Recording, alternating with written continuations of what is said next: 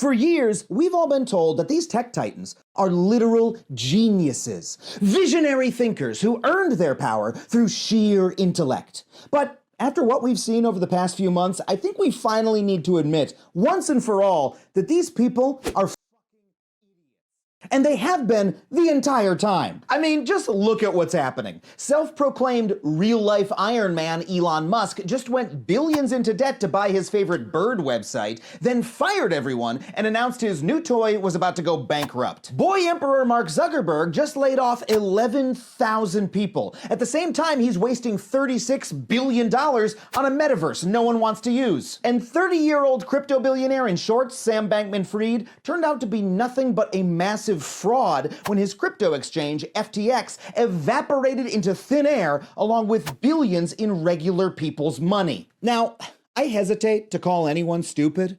As an esteemed public intellectual, name-calling is beneath me, but these people are the dumbest on the planet. And that's bad because they literally run vast swaths of our economy. And when we buy into their bullshit, we enable them to us over time and time again, and it has to stop now. Okay, before we get really into it, I want to thank all my supporters on Patreon for making this video possible. If you'd like to join them, head to patreon.com/Adam Conover. Okay, off to the races. Let's start with the richest and stupidest man in the world, Elon Musk. For decades, journalists, biographers, and fanboys have described Elon as a super genius who's propelling us into the next century. But his purchase of Twitter proves, beyond a shadow of a doubt, that Elon is a dumbass. Dude bought himself a $44 billion toy and broke it on the first day. Why? Because he doesn't understand a goddamn thing about it. See, in order to buy Twitter, Elon took out more loans than a Florida homeowner in 2007.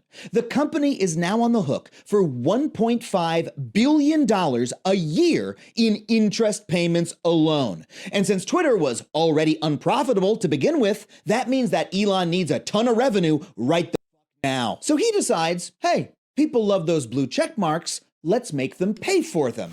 And this is simply staggeringly stupid. I mean, okay, he's right. Speaking as a member of the digital elite, we love our blue checks. I got mine in 2013 when I was on the failed reboot of VH1's Best Week Ever, and I've treasured it ever since. Oh, look at that guy. He hasn't even ruined anything yet.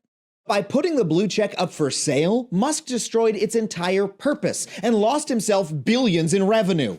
See, the point of the blue check mark is that it allows everyone to tell at a glance which accounts are run by the actual person or organization they represent. But not anymore. The day the new verified badge launched, Twitter was deluged with verified tweets from George Bush bragging about killing Iraqis, Super Mario giving the finger, and drug company Eli Lilly announcing that insulin was now free. Now, all three of those are genuinely hilarious, but the last one actually caused Eli Lilly's stock price to plummet by 10%, losing them billions in market cap, which again is hilarious because Eli Lilly, insulin should be free. But as a result, they canceled millions in advertising dollars they were going to spend on Twitter, as did countless other brands. Twitter has spent the last 15 years painstakingly building credibility and trust with brands so that they felt comfortable enough to, advertise on a service known to most of us as a cesspool of nonsense and hate. And Elon just burned it all down with one of his dumbass flamethrowers for $8 measly bucks. But hey,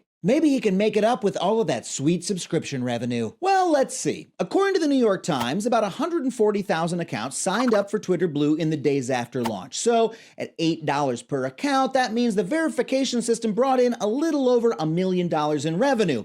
Use that to pay down the $1.5 billion Elon owes this year, and that leaves, $1.5 billion. Elon would need 187 million people to sign up for Twitter Blue just to pay back his lenders, and he's currently 0.07% of the way there. Good luck, bud. Hope that was worth destroying your company's sole source of revenue. On top of being terrible at math, Elon also sucks at the one thing he's supposed to be good at, running a company. When Elon bought Twitter, he immediately fired half its employees, then realized he needed some of them to, run the website, so he begged them to come back like a desperate ex-boyfriend who thought he could do better. Elon treated people so poorly that the executives in charge of trust and safety, privacy, information security, and regulatory compliance all quit. Whoa, that might be a problem since Twitter is currently under an FTC consent decree that requires them to strictly follow privacy regulations when they do things like, say, publish a new paid verification service. I'm not a legal guy, but let me just check what the penalty is for violating that consent decree. Oh, says here it's billions of dollars in fines and potential jail time.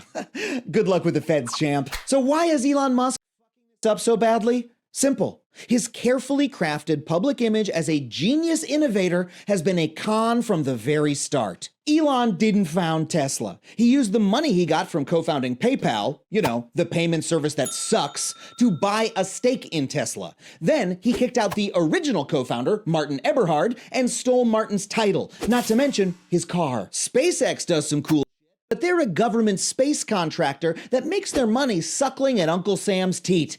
And face it, Elon didn't design those rockets, he just brags about it on Twitter. And finally, there's Hyperloop and the Boring Company. Remember how Elon claimed he invented a new system of transportation that was supposed to end traffic forever? Well, that turned into a 2-mile tunnel in Las Vegas where a Tesla drives you at 30 miles an hour. Yeah, it's pretty slow, but it could be useful if you're too drunk to stumble from the Bellagio to the Circus, I guess. Elon is good, no, great, at exactly 3 things: trolling, causing chaos, and telling everyone he's a genius. And he does all those things on Twitter, which seems to be the only reason he bought it. But you know what? If you're addicted to gambling, you probably shouldn't buy the horse track. And now that Elon runs Twitter, he's running it straight into the ground. The site's become dangerously unstable, and it's already ceased functioning in countries around the world. And I do need to point out that as much as we all hate being on Twitter, it is important as a means of communication. It's a vital link to the outside world for people living under repressive regimes. It's a professional network that millions use to find work. And it's how we figure out if that shaking was actually an earthquake or not. When Twitter collapses, it's... That is the most LA-centric, California-centric take I've ever seen. Like, I could pinpoint your zip code from that take, okay? That it literally, the website is most commonly used for people in California to go, earthquake, ? It's going to be an undeniable loss. Oh, Musk is going to be fine. He'll still be a billionaire. But millions of people around the world could soon have their voices silenced just because this dumbass wanted to swing his dick around. Speaking of dumbasses, Mark Zuckerberg.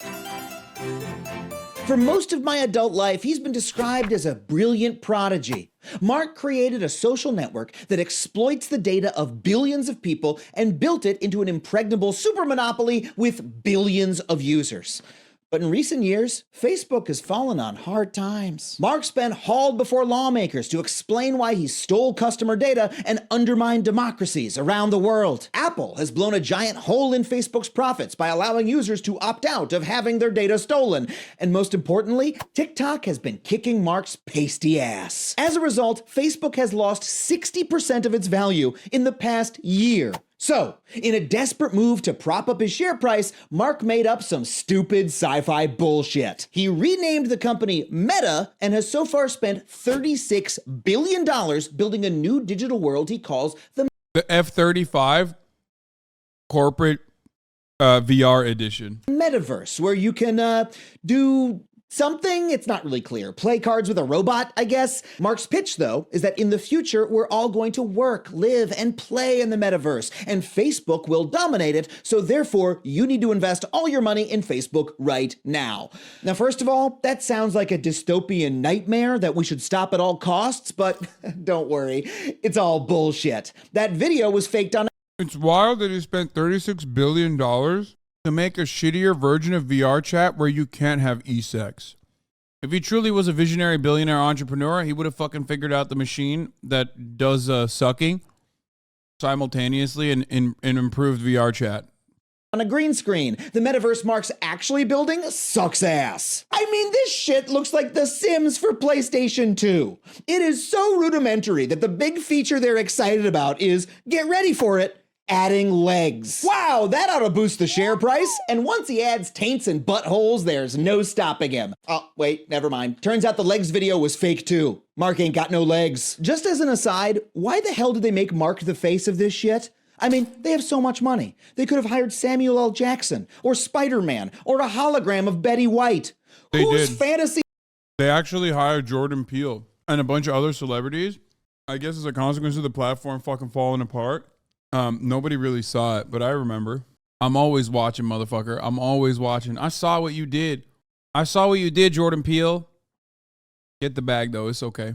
Of the future is to hang out with Mark Zuckerberg. The dude is a robot frat boy programmed to simulate humanity. Smoking meat, smoking these meats. I'm making meats now. I'm sure you are, buddy. And soon you'll learn how to eat them, too. The ribs and the brisket need to be eaten. Unsurprisingly, Mark's jank-ass metaverse is emptier than his childhood birthday parties. So few people are using Horizon Worlds that Mark had to literally order his own employees to use it more. Okay, so how is it possible to spend $36 billion on a product that you are relying on to save your company and have it be so bad even the people who built it don't want to use it? Well, turns out it's pretty easy if you're a fraud who's never invented anything in your goddamn life. Let's be clear. Despite his reputation as an innovator, Zuckerberg has actually bought or stolen every piece of his empire. When Instagram and WhatsApp started growing fast enough to threaten Facebook's monopoly, he bought them out. When Snapchat refused to sell, he stole its best feature, the story. Oh, and let's not forget that the entire empire was built on our stolen data. Zuckerberg's not a genius. He's a guy who got lucky one time, then used his money to rob and steal his way to the top. But you know what? Suddenly, well, even Facebook was just a hot or not website, remember? It was a website that was hot or not that he like reframed into fucking MySpace. Smash or pass website that he reframed into MySpace. Right place, right time. A couple components that popped off were good. After that, it's like you put a boatload of money into it because everyone was looking for the next like billionaire. Next unicorn, explodes in popularity. And then from that point on, once you reach a level of liquidity, all you need to do is, buy out the competition. Stealing isn't working anymore. His latest attempt, Instagram Reels, is just shitty TikTok. Everyone knows it. Everyone hates it. So for the first time in his life, Mark is trying to invent his way out, and he fucking sucks at it. This month, Facebook announced that they were laying off 11,000 employees. 11,000 real people with real lives lost their livelihoods. But Mark, the guy who caused the disaster by wasting $36 billion on a chat room that looks worse than Wii Sports, he's gonna be fine. When Facebook was founded, Mark gave himself special voting shares in the company that ensure he can never be removed as CEO, even for gross stupidity. The dude is not some programming genius from a Sorkin movie, okay? He's just another businessman bozo who figured out how to stay rich and powerful no matter how much he fucks up. Oh, and speaking of massive fuck-ups, let's talk about Sam Bankman-Fried. SBF was the founder and CEO of crypto exchange FTX. And until recently, he was considered a wise sage, the trustworthy visionary who was going to usher us all into a utopian future of crypto finance. Literally just a few months ago, Fortune magazine was calling him the next Warren Buffett, and he got positive headlines for driving a beat-up old car, sleeping on a beanbag chair, and, you guessed it, planning to give all his money to charity. Now, if you saw my last video, you're already smelling the bullshit. But in this case, Sam's uppance came mighty quick. See, FTX was basically a crypto bank. Real people deposited billions of their real dollars into FTX to buy cryptocurrencies. But then, when a bunch of them tried to withdraw their money all at once, FTX didn't have enough cash to pay. Why not? What happened to all that money? Well, it turns out that Sam had given it to one of his other companies, Alameda Research, to gamble on risky crypto bets. And in the meantime, he had filled FTX's balance sheet with a bullshit cryptocurrency that he invented. Like, imagine if your bank filled its vault with Monopoly money and took your deposits to Atlantic City, and you're starting to get the picture. It was the Banks do that, by the way. Shouts out to Bill Clinton. Except because banks do that, and because we've had instances in the past from a time when banks were able to do that, which shouts out to Bill Clinton one more time for undoing that protection that was set in place. There is additional protocols that Adam knows very well, which he personally covered on the Obama sponsored, executive produced Netflix show, The G Word, like the FDIC. The sloppiest scam imaginable. Yet, just a few months ago, investors were hanging on to SBF's every word. According to a glowing profile of Sam published just a few weeks ago, on one occasion he wowed the money guys by claiming he was going to turn FTX into a super app where you can do anything you want with your next dollar. You can buy Bitcoin. You can send money to a friend anywhere in the world. You can buy a banana. Now, I'm pretty sure I can The ANCAP libertarian existence is quite literally just, you know, just like Elon Musk found out on Twitter.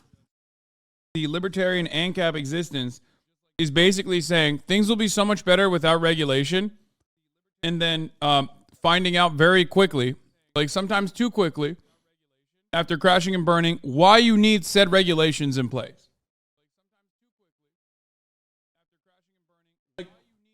Motherfuckers have baby brains, bro. They think that, much like children,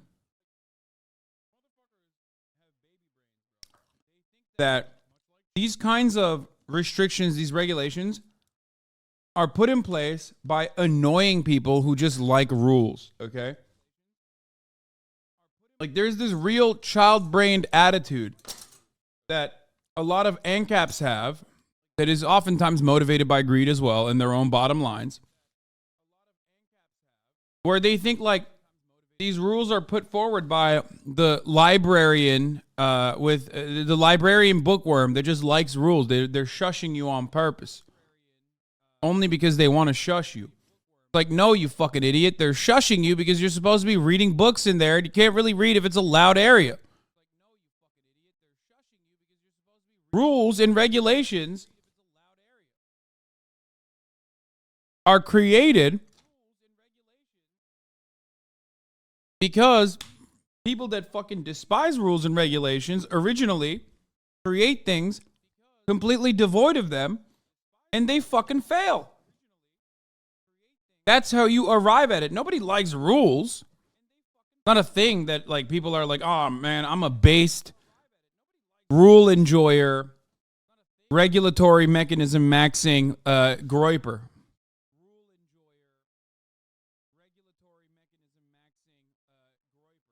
You know, that's not how that works. Oh man, I'm a rule enjoyer. Actually, I'm a fan of rules. Like, no, you understand that we need it. already buy a banana, but the investors ate this shit up. They start going, I love this founder, 10 out of 10, yes! They all probably started high-fiving each other and jerking each other off. I don't know what these fucks do, okay? But then they find out that he was playing League of Legends during the entire meeting. And instead of kicking him out on his ass, you know what they did next? They said that was incredibly impressive and gave the motherfucker $200 million. Why? That's not impressive. That's dumb as shit. Especially because it turns out SBF sucked at League of Legends. The dude never even got out of bronze rank. But they were like, wow. Okay, chill. I can't speak for League of Legends, but like, let's not start making fun of people who are having a hard time getting out of bronze in, Riot platforms, okay? Can we not do that? Can we not? That's just mean. The difference between me and Sam Bankrun Fraud, though, like the reason why I'm fucking perma stuck in bronze is because I don't play enough video games. That motherfucker, it seems like, was playing a lot of video games and he was still stuck in bronze. Wow, he can bullshit us and get ganked at the same time? Give him all our money. Okay, let's see. A 30-year-old who sleeps on a beanbag chair is way into crypto and sucks at his favorite video game. That's not a genius, that's just everyone's burnout cousin. And just like your cousin, Bankman-Fried is broke as shit now. Of course, And Bankman-Fried is not going to be able to avoid the top of the hour ad break because he's broke as shit unless he has an Amazon Prime account. Also, there's other methods of avoiding the top of the hour ad break, which I am legally not allowed to say. But if you've been on the internet for long enough, it is your duty and your responsibility to know exactly what those fucking methods are. Okay? How many motherfucking times do I have to, just point to things that are on the screen from time to time, some of which that work on the platform? that doesn't hurt him much. His billions were fake to begin with. But the people he convinced to invest, the folks at home who saw his celebrity endorsements, the FTX patches on the Major League umpires, and the Super Bowl commercial with Larry David saying, "Don't miss out on crypto." From what I understand, they're not working that well, though. They're not working consistently, unfortunately, and not at the moment. They invested their real, actual money, and all of that money is now gone. This motherfucker destroyed people's lives. And you know what? It's easy to look at those people who got hurt and say, well, they kind of deserved it, right? Because they were stupid too. They got fooled by this obvious bullshit artist. And I get that, because a lot of people were smart enough to see the truth about SBF and Elon and Zuck the entire time. You don't need to be a genius to realize that crypto is a scam, or that the metaverse is incoherent, or that the fucking Tesla tunnel isn't going to solve traffic. Just put a train down there, Elon. It's called a subway. God damn it! You just needed to be a little smarter than those three idiots. And a lot of people were. A lot of you watching this video were. And you were screaming to the heavens about it the entire time. But the problem is, our culture, our entire society is run by dudes like this. Privileged, incompetent men who claim to be changing the world when what they're really doing is hoarding power they don't deserve. And so they designed the world we live in to protect them and elevate them and amplify their message. So our media, our corporations, our government, they all bought these guys' bullshit, and then they served it back to us like one of Zuck's smoked meats. I just want to point something else here. This is really funny. Let's watch this Tucker Carlson interview where CME Group CEO Terry Duffy slips up and admits to something that I find to be really, really interesting. As someone involved in business would, why did none of the regulators do that? Where was Gary Gensler? Well, I don't know where Gary Gensler was, but my regulator at the CFTC, I asked them, why in the world are you invoking the Commodity Exchange Act, Section 5, Paragraph B? Come on, dude, you can't write that. That's not how this shit works. Like, you can't do that.